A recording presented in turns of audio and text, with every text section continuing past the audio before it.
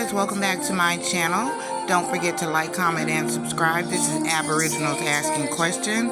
Ask questions, question everything. Black American ancestors, the copper-colored indigenous Americans, did not come from Africa at all. They were the master architects who built the pyramids on both continents long before there were any African dynasties. Africa learned civilization from Black Americans, not the reverse. Black Americans are the descendants of the original master builders, the ancestors who created the most advanced ancient civilizations. Then they spread that knowledge globally. We are the original Moors of Temeri or Turtle Island. We are the ancient Egyptians. We are the mound builders of Mississippi. We are the Olmecs, the Mayans, and the Aztecs. This gets so deep, we're just getting started, so follow for more. Hello, America, and welcome to another Founders Friday on the Glenn Beck program. Somebody asked me just before we went on the air how these shows are being rated, and I have to tell you, we didn't think anybody would watch. We thought, we'll give this a whirl, see if everybody wants to watch it. They're wildly highly rated, and I thank you for watching. There is a hunger in America for the truth, and tonight, I think we're going to blow your mind. You're going to have to ask yourself a couple of questions by the end of the program. Why would our schools leave all of this history out? I mean, this is some of the greatest American story that you've ever heard. Why would they do that? And it's everywhere. You just don't know where to look. If you take a look at the revolutionary paintings of revolutionary times, here it is. This is a Boston Tea Party, a bunch of white guys, and these people strangely looking like Indians, and they're not. But that's it. Not a lot of racial diversity. If you watch movies, one great movie. This is John Adams. You watch John Adams, and you don't see a lot of racial diversity. I'm currently watching Johnny Tremaine. This is a I love this movie. I remember this growing up. I was watching it with my kids just last night, and I noticed there are a couple of American Indians, but you don't see any African Americans unless they're slaves. They will show people as slaves, but that's it. Now, I want to show you a painting of the Battle of Bunker Hill. Here's the Battle of Bunker Hill. Bunch of white guys, right? Unless you know where to look. Right here. That's Peter Salem. He was actually the hero of the battle. It doesn't look like he's a hero there. He looks like he's cowering behind the white guy with a sword. He was the hero of the battle, and he saved scores of American lives that day. Why don't we know this? Look at the picture of the Battle of Lexington. 150 Americans. There it is. Do you see any faces of color in this painting? They were all members of the Reverend Jonas Clark's church. They went out. They were actually, if I'm not mistaken, David, they were in church at the time, right? He called them together at church, okay, yes. So we called together at church and then said, let's go. And they went to defend their town. When the shot heard around the world was over that day, there were 18 Americans lying on the ground. What you don't see in this painting are the equal numbers of whites and blacks. They were white and black patriots. It was a mixed church. Did you even know that happened? One of those injured patriots on the ground in this painting was a black man named Prince Estabrook. I bet you never heard of Prince Estabrook before. How about the painting of George Washington crossing the Delaware? Bunch of white guys, right? No. Look here. African American, helping row the boat across. You know what his name was? Prince Whipple. He fought alongside Washington during the Revolution. Take a look at this one. This painting of, this is the Marquis de Lafayette. If you look at this, you just think, oh yeah, and then he made his slave dress up like I don't know what. But that's what you would think, right? This guy is incredibly important. This guy may have won the Revolutionary War. James Armistead was his name. How did he win the Revolutionary War? Double spy. I'm going to let David tell the story here in a minute, but basically the Brits thought that he was spying for them, but he was spying for General Washington. He'd give the Brits bad intel and reveal the good critical information to General Washington. Did you know this story? Why? I'm so tired of people saying, well, it was just the white people, white people, white people. No, no. Why are we intentionally leaving others out? There are black founders. Let me ask the audience. How many of you can name one person of these pictures? Only one. How many can name only one? Most people, right? Am I mistaken saying it's Frederick Douglass? Okay. How many can name two of the people here? We've got 6, 8 people. How many can name 3? 4. How many can name 4? 1. And that's David Barton's wife. David, come on up. This is our good friend David Barton. He is the founder and president of Wall Builders, also author of Setting the Record Straight, American History in Black and White. Come on up and sit here. We also have Lucas Morell. Lucas is a professor at Washington and Lee University in Virginia. Welcome. And he is also the author of Lincoln's Sacred Effort. Okay, David, where do we start? Maybe we should start with James Armistead. Yeah, it's a great one, because James Armistead, after the Battle of Richmond, he's in Virginia, and a lot of the battles did not happen in Virginia. But after the siege of Richmond, he's there. He sees what the British have done in his home state, and he goes to enlist. He said, I want to help. And he really, I don't know why, but he liked Lafayette. He went to Lafayette, the young French. That they were Indian, and someone went in and wrote black over it. And you can actually see in censuses from time to time where they may have been Indian in the first 3 censuses, and then the last 6 of their life they're considered black. But you also notice something else on those censuses, that they were together here, and they're still together here.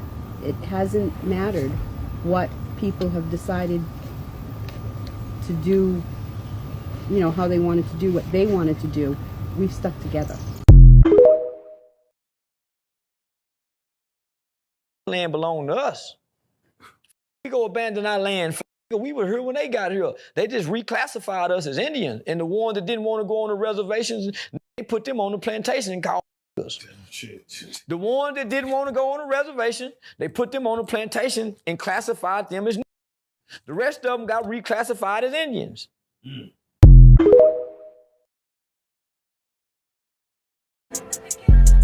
And Chief Tammany was of the lineage of Powhatan. Tell me how Powhatan, whose first encounter with Europeans, said he had approximately 200 other Indians with him who are as black as the devil.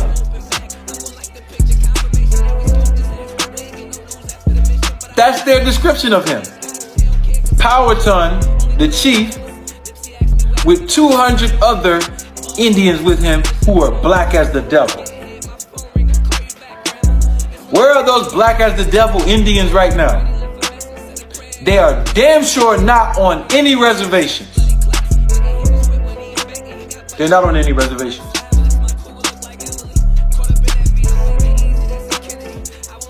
So we have the name Powhatan coming from Mexico. Not only do we have that, in 1758, I need you to get these facts.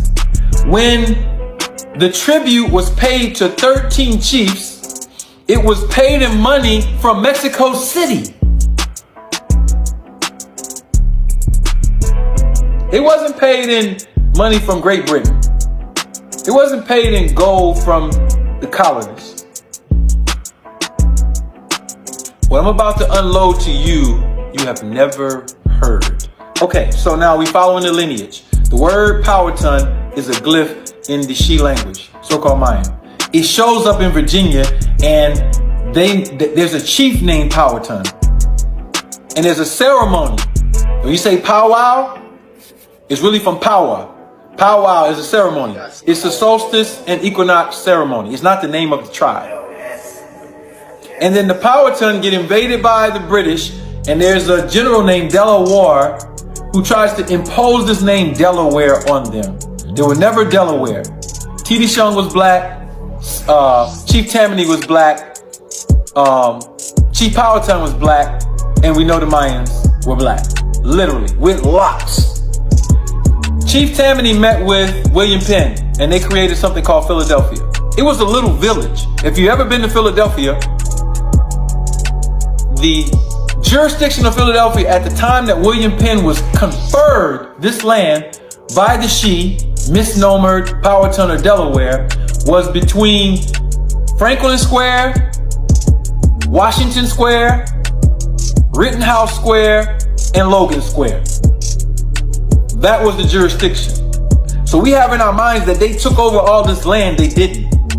They had little villages, and they were interacting with a whole group of people. So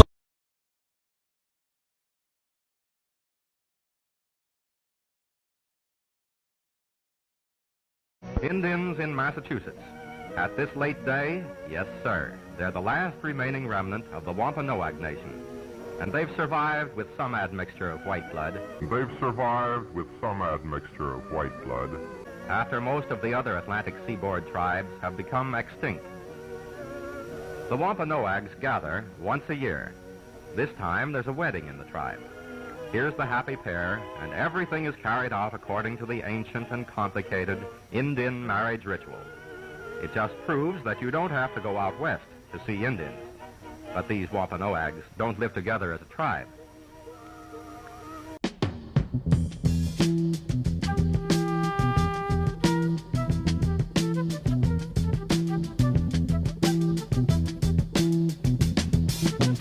You will not be able to stay home, brother. will not be able to plug in, turn on, and cop out. You will not be able to lose yourself on Skag and skip out for beer during commercials because the revolution will not be televised.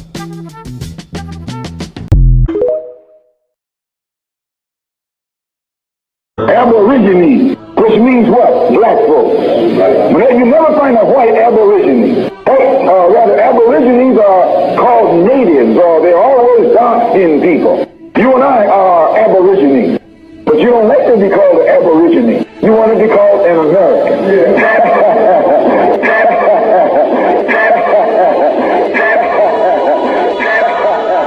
Aborigine actually means from the beginning.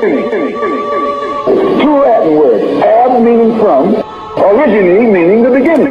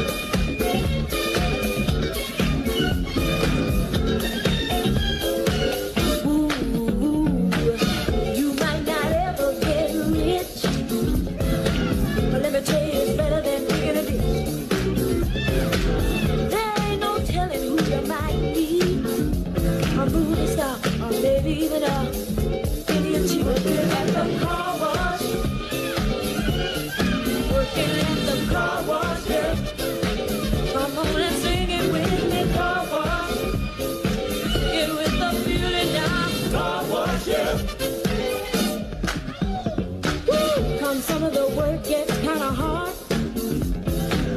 This ain't no place to be if you plan on being a star. Let me tell you, it's always cool. And the boss don't mind sometimes if you act the fool at the car wash. Talking about the car wash, yeah. Come on, y'all, and sing it for me. Car wash. Car wash, yeah.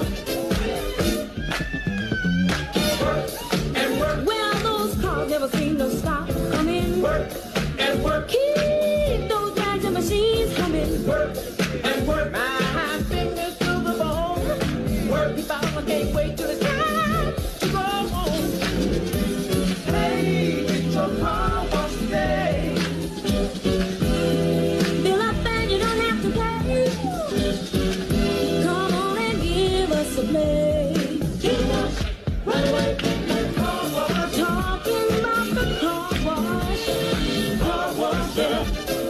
Come on, y'all, let's sing it with me. Car wash. Sing it with feeling, y'all. Car wash, yeah. Car wash. Never seen the shop come in. What I say, keep those bags and machines humming. Let me tell you, it's always cool. And the boss don't mind sometimes if you act the fool at the car wash.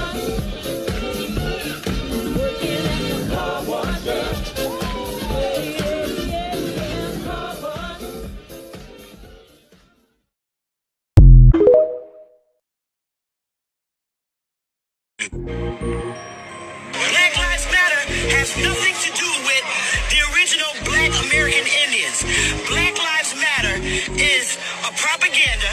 keep blacks thinking that they're African Americans that came on slave ships. We already know we are waking our people up to let them know that we are the American indigenous Indians. Black Lives Matter do not represent our people. We do. Jesse Jackson do not represent our people.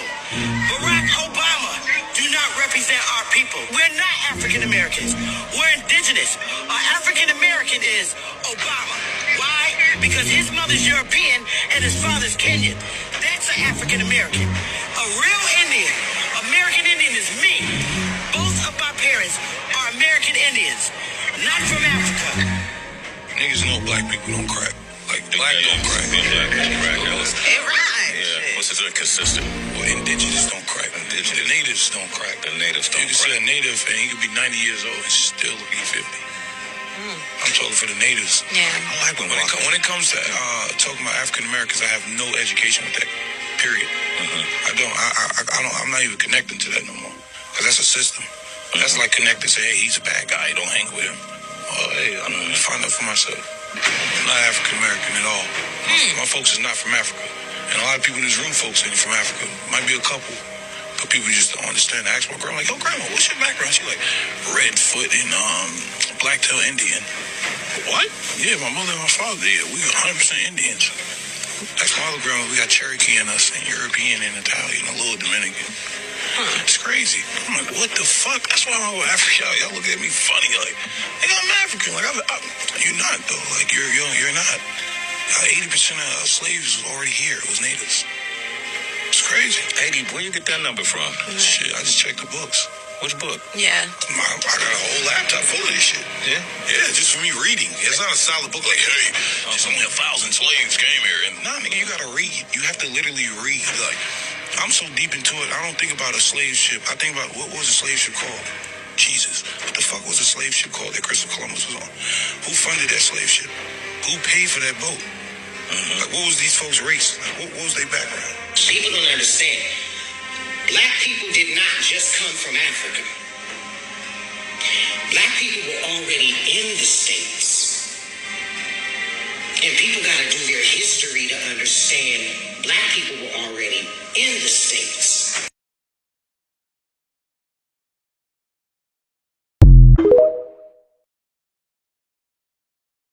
Buck lived a rather short life due to his uprising as the leader of the Rufus Buck Gang of Oklahoma. Buck was born to two Creek Indian parents, and for this reason alone, it was said by Harvard Magazine that, quote, he dreamed that his gang spree would trigger an Indian uprising that would expel the illegal white majority and reclaim the whole territory for its native people, end quote. To many people, they were heroes, but the Rufus Buck Gang's violent redemption campaign abruptly ended after a total of 13 days, when all members were finally caught, tried, and hanged.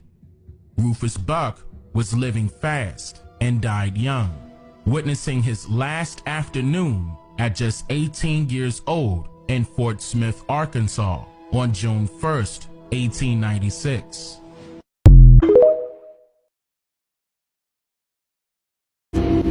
Yo, what's up, y'all? As we all know that these are our ancient Mayans, which are now the Aboriginals of America, the black African, quote-unquote African Americans of America. Now, as you can see, when we had any Spanish invaders, Chinese invaders, Mongolian invaders, Siberian invaders, this is what they did to those invaders. Brown and dark people with dreadlocks. This is what they did to those pale invaders.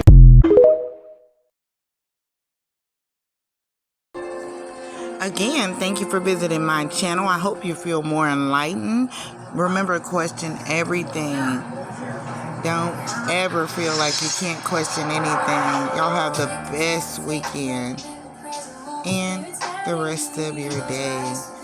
I appreciate you all. Don't forget to like, comment, and subscribe. Let's leave your comments down below.